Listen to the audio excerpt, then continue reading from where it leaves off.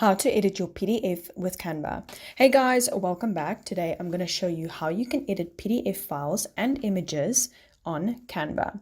Okay, so first up, the normal PDF files that you would upload would automatically give you the option to take the text and change it how you want, like so. You can delete it and really just change the font, change the size, and so forth.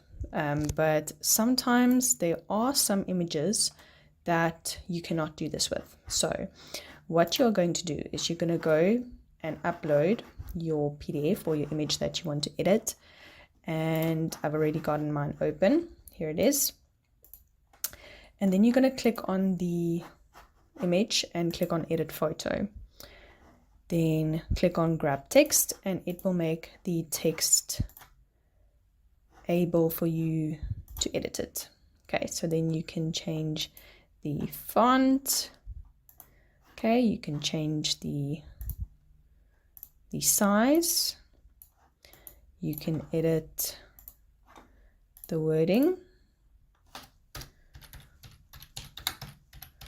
And you can add pictures. Let's add an Instagram logo. Okay, so this is how you can edit your PDF or an image, and then you can go and upload it as a PDF.